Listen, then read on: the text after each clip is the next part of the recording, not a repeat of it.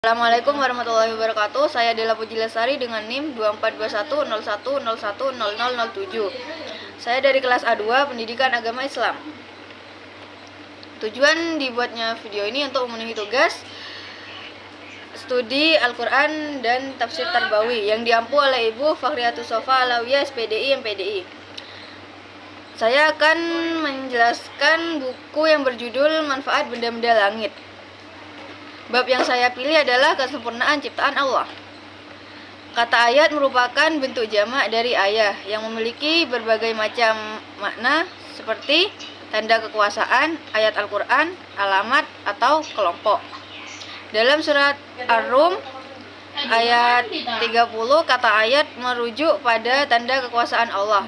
Bentuk jamak ini memungkinkan bahwa tanda kekuasaan Allah sangat banyak dan beragam, tersebar di langit dan bumi. Ayat tersebut menjelaskan bahwa segala ciptaan di langit, bumi, dan di antara keduanya merupakan bukti kekuasaan Allah.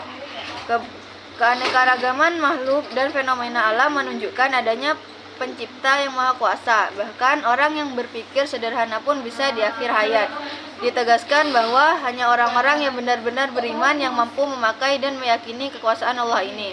Keyakinan tersebut membawa pada ketundukan dan kesadaran bahwa hanya Allah yang layak disembah.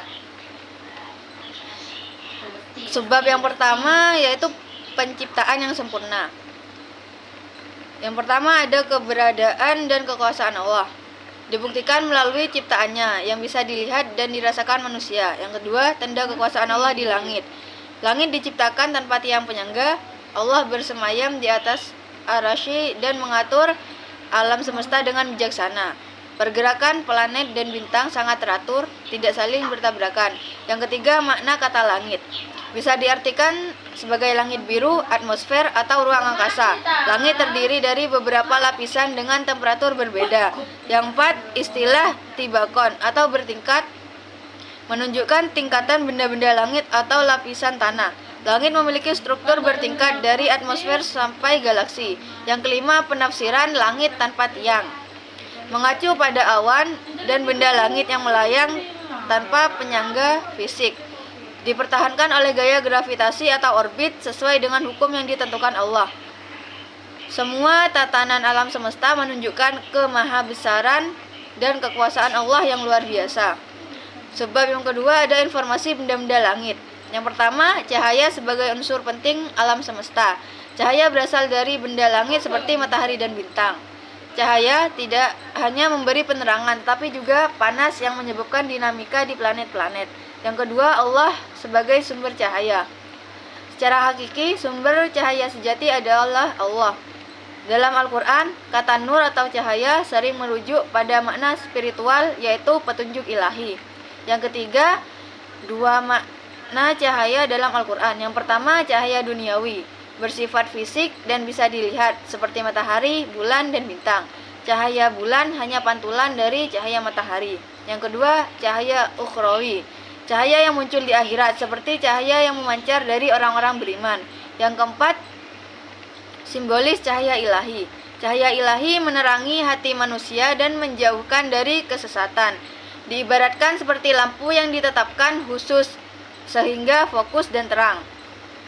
Sebab yang ketiga adalah jendela angkasa planet bumi. Yang pertama, fungsi atmosfer. Sebagai pelindung bumi dari ancaman luar angkasa seperti meteor, radiasi, dan partikel bermuatan. Lalu sebagai jendela angkasa yang memungkinkan masuknya cahaya dan informasi dari luar angkasa seperti cahaya matahari dan gelombang elektronik tertentu. Yang kedua adalah lapisan atmosfer. Atmosfer terdiri dari beberapa lapisan berdasarkan ketinggiannya, menyaring radiasi berbahaya seperti sinar ultraviolet atau sinar UV. Yang ketiga ada makna religius dan bahasa Arab.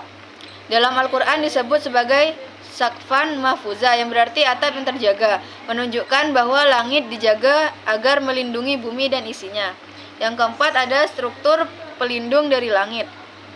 Yang pertama ada magnetosfer, berasal dari inti bumi yang kaya besi, melindungi dari partikel bermuatan sabuk Van Allen. Yang kedua, lapisan udara.